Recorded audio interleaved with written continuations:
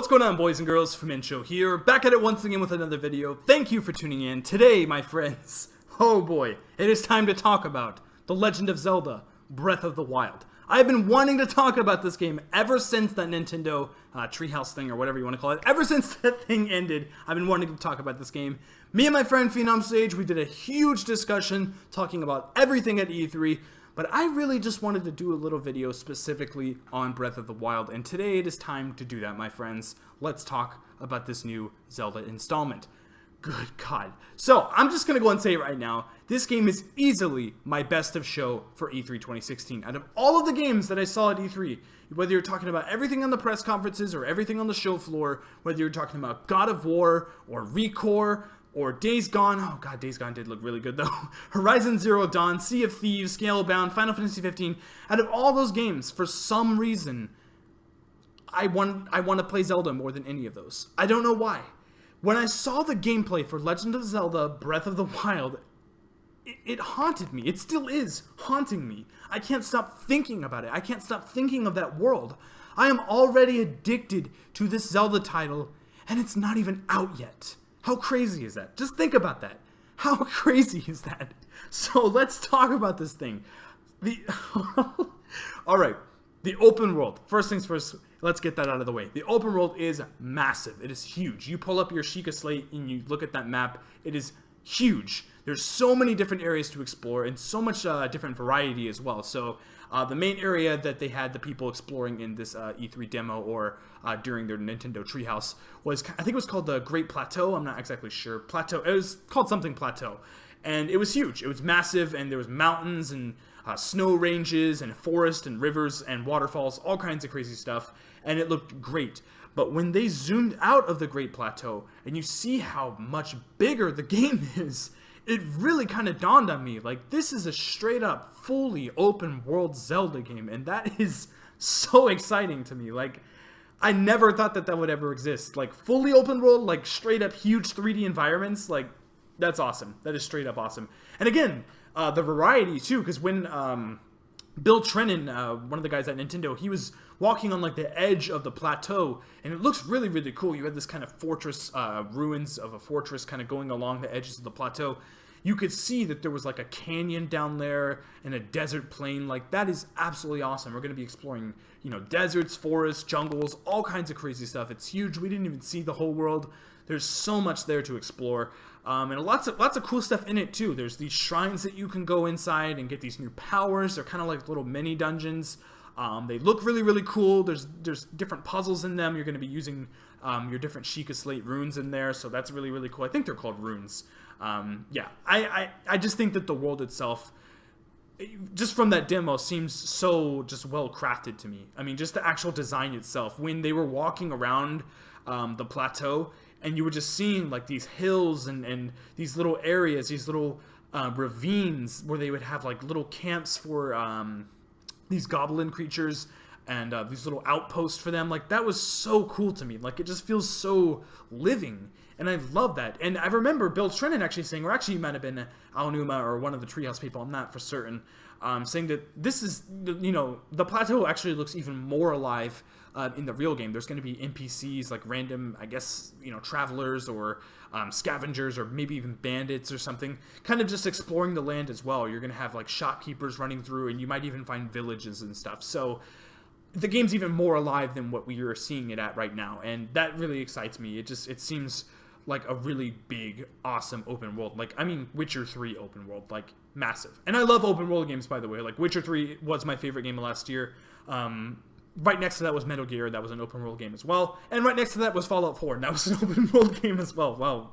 I think open world games are starting to take over the gaming industry.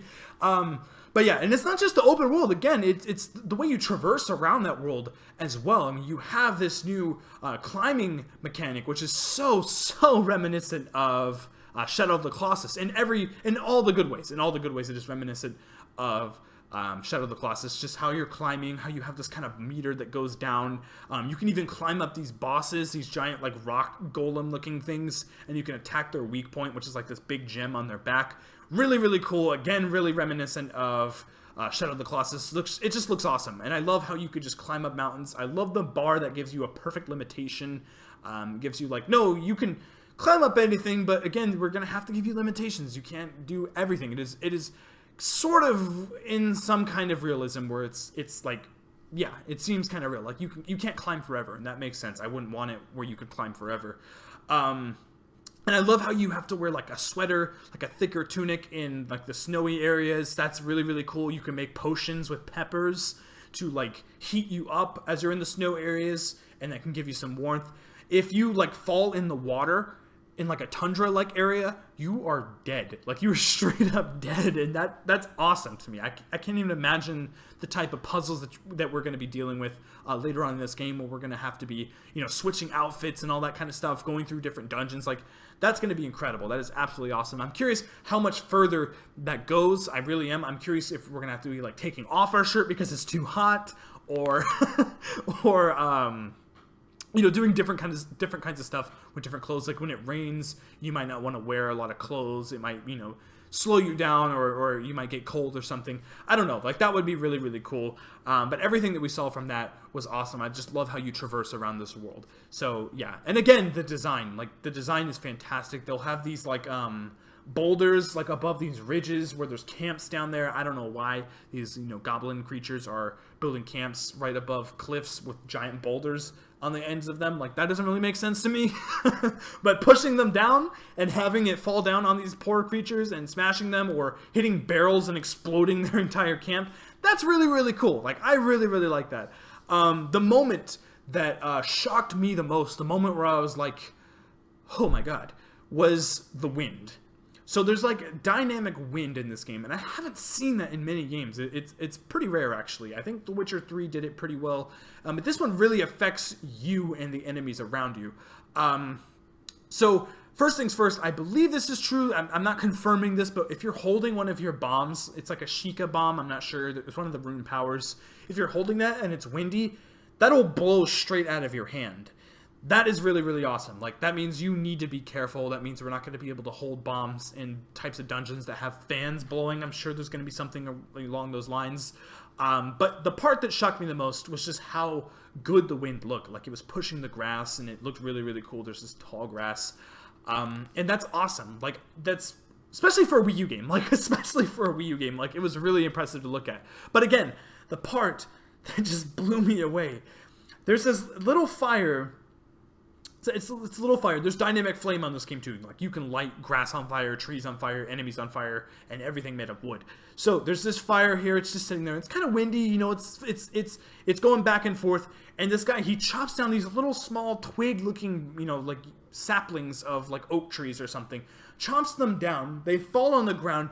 They blow into the fire, catch a flame, and then keep blowing into the tall grass.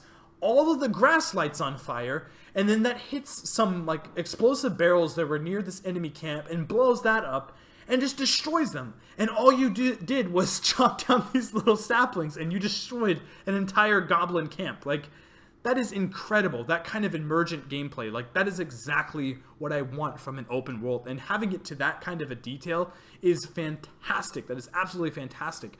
And again, this is just the very beginning of the game. This is the first, environment that we're going to be exploring. I'm sure there's so many more instances where we're going to be seeing stuff like this. I mean, that is, it's awesome. It's absolutely awesome. When I saw that, I was just like, oh my god, like it literally blew my mind. Like I've never seen that from a game before. So yeah. Some of the things that shocked me and wowed me was the trees, just chopping them down with your woodcutter axe is awesome. Building bridges, just chopping them down for firewood. That's just so cool. Like, I absolutely love that. It makes sense. It really brings out the survivalist in Link. That's really cool. And it also puts emphasis on wild. I love this theme that they're kind of playing with here with this game. And just being able to chop down trees, being lumberjack Link. That's just awesome. That's awesome. Building bridges. I'm sure we're going to be seeing a lot of stuff like that in puzzles. Or, just more traversal in general. Like, I'm sure we're going to be seeing cool stuff like that. The cooking as well. First things first, the variations in the cooking are fantastic. And, like, I love that. I love being able to do lots of different stuff with all the things we're picking up. Because when I first started seeing the gameplay, you know, we were picking up weird stuff like opals and sap and just like weird stuff. I'm like, oh, okay, this is like Fallout where we're just picking up random things that I guess you can sell for like 1 rupee or something like that. But no, all of these things actually have like very specific attributes. Like say you put a pepper and a pine cone together, that's going to make something very special, something that it's probably going to help you out in the cold, or, you know, give you fire breath or something. I have no idea. I don't know all the variations, but I know peppers help you out in the cold. So if you're like freezing, you can eat some peppers and it'll like warm you up a little bit. They'll give you a little timer above to see how long those peppers will be in effect. But if you make like a potion, say you eat a pepper in the cold, that'll give you like 5 seconds of cold immunity. But if you make a potion of like 6 or 7 peppers, that'll give you like a good 2 or 3 minutes or something like that. So yeah, that's awesome. I think I saw a girl, she made like I think she put like 6 peppers in one potion, and I think it gave her like 10 minutes of immunity from the cold. So that's really, really cool. Like I really like that. If you don't have that sweater, you're going to be needing to cram those peppers in your mouth because you're going to die in that freezing cold weather. Yeah, that's awesome. And plus, there's no more hearts in the grass. Like, you can't just chop this grass and, you know, find a random heart and heal up. Like, you're going to have to make these potions or cook this food that give you those hearts back. Like, that is really, really crucial in this game. And I think that's going to be, like, the main difficulty point there. Because in other Legend of Zelda games, you're like, oh, I'm about to die. I better chop some grass. You know, this game's like, oh, I'm about to die. I better start finding some resources or hunting an animal, because this game is all about survival, and I need those things, those resources, to survive. And that's awesome to me. Like, that is something that I've never expected from Zelda, and it's something that we really haven't seen from a lot of open world games at all. Like, we haven't really seen too much survival in these open world games, and it's nice to see it from Zelda of all IPs. So that's really, really cool as well. The combat. All right, let's talk about the combat. So again, I've never played the game. I've seen, you know, a crap ton of demos. I've never played it, so I don't exactly know how it flows, because, you know, I haven't, you know, had the gamepad in my hand and played it myself. But it looks really, really fluid. It looks really, really cool. I love all the different weapon variations. Again, I mean, you could pick up, you know, a soldier sword and be using that, and that's really cool. Or you could use that woodcutter's axe, or you could use a stick, or you could use a skeleton's hand, or you can use pretty much anything and, you know, hurt the enemy with it. You can have a bow, you can have a pitchfork, and each of them have like different types of attacks for them. And all of them you can throw as well. And all of them are breakable. Like, not all of them, they're not invincible. Like, you can break your weapons on this game. So picking them up is very crucial as well. I've seen some of the players during the demo have like stacks of 4 soldier swords in their inventory, and the inventory, by the way, is absolutely fantastic. It is so clean, it looks so great, and that's exactly what I want from this type of open world game. And yeah, you can have stacks of 4, I think, of each type of weapon. And when those break, you better pull out another one, because if that happens during battle, you're going to be in some trouble there. So again, like, that's that kind of emergent gameplay that I like. I know some people are kind of disappointed about that. They're like, oh, well, what about the Master Sword? How is that going to take place in this game? I'm thinking that the Master Sword is going to be like invincible. I don't think that's going to be able to break, but I think you are going to be finding stronger swords than the Master Sword, but those ones aren't going to be unbreakable like the Master Sword is. So think of the Master Sword like your old reliable, and it's going to get you through all your troubles. But sometimes you might need that big buster sword to take down that boss, but it's probably going to break after you defeat it. Like, I like that. Like, that is awesome. I love being able to use strategy. I love being able to use different weapons on different enemies. I hope that they push hard on that, and I hope that they show off a lot of different types of weapons as well. Like, I know there's a pitchfork, but have like a trident or have a different type of pitchfork. I don't know. I know there's going to be lots of different swords. I hope that they really push hard on the different variations in weapons, because that excites me. That really, really does. I mean, that changes up the gameplay a lot. And Legend of Zelda has never really been about the combat. Like, it's never been about fighting enemies, but it looks like this one we're going to be doing that a lot, and we're going to be using lots of different types of weapons. And the rune powers as well. My goodness, let me go ahead and talk about that. So first things first, you have this Sheikah slate. I think what we see in this demo is the beginning of the game. Link he wakes up. I believe Zelda's waking him up. He's like, she is like in his head or something. I'm not sure. And we pick up this Sheikah slate. And this thing is basically like an iPad, kind of, some kind of tablet. It's the gamepad, relatively speaking. But yeah, this thing is kind of like what you're doing. Like, this is all your functionality here, whether you're talking about opening your map or your inventory, like that is through the Sheikah Slate. But not only that, the Sheikah Slate also is able to have powers connected to them, so you can upgrade this slate and you can get different rune powers. I believe they're called rune powers. And there's one that's like a magnet where you can lift up metal objects, and that looked so awesome. And I know there's going to be all kinds of crazy puzzles with that. But you can also use it in combat as well. So you see an enemy and you see a metal rod, like a big, metal beam laying on the ground. You can pick that beam up and just swing it at the enemies and destroy them. You could just pick the beam up and drop it on their heads. That's really, really awesome. I saw lots of different cases where people were picking up big metal crates and just dropping it on enemies, or picking up these kind of like big metal looking boulders and pushing them and rolling them down hills and stuff. So that's really cool. There were lots of other powers too, like this ice one where you could put ice over water, which is awesome because that's how we're going to be crossing rivers and lakes and stuff like that. Again, that's going to be very important in different types of puzzles. Also, it pushes things up as well. So if you have, like, you're in a water dungeon and there's like a gate that's cracked, you could use that ice to push the gate open and then walk under it. You can use it to get higher, to get above things. It's just awesome. It's really, really awesome. And I think that's one of the more interesting powers that you can get. The other ones that we're showing, I'm trying to think of the other ones. I can't think of them at the top of my head right now.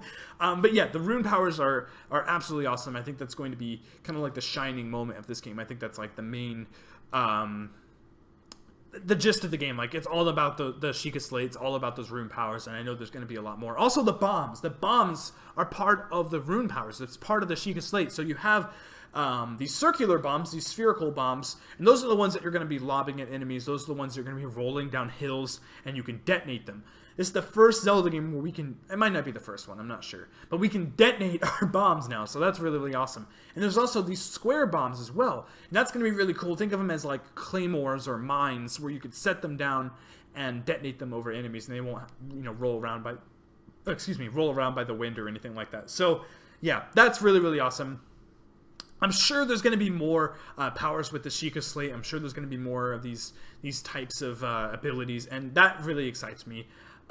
This game is going to be awesome. I fully believe it. Like, I am so hyped for this game. I haven't been this hyped for a Zelda game in a very long time. I haven't been this hyped for a Nintendo game since Smash Brothers. Like, I'm not even joking. Like, Smash Brothers for the Wii U, that was the last time I got actually, like, excited for a Nintendo game, and that was over a year ago, almost 2 years ago. And that might not be good for Nintendo, but regardless, this game looks fantastic. This game looks great. It is my game of show. NX wise, I'm not sure how this game is going to work. I've heard so many different people saying so many different things. I heard that the NX version was going to have a different art style. I heard the NX version was going to be relatively the same, but just run a little bit better. I have no idea.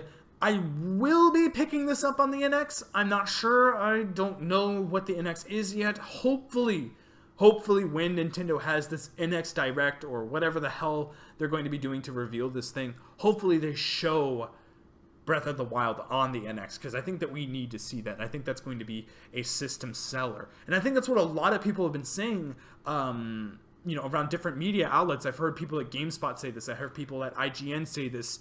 This type of game is a system seller, and I 100% agree with that. This is the type of game where you're like, wow, I could get the version for the Wii U, or I could get an NX and get the game, a better version of that game, a better, graphically, a better looking version of that game on the NX. And I think that is what Nintendo is trying to do most with this game. And I think that's why I'm so excited for it, because I'm going to be playing a better version of what we saw at E3, a better version of my game of show.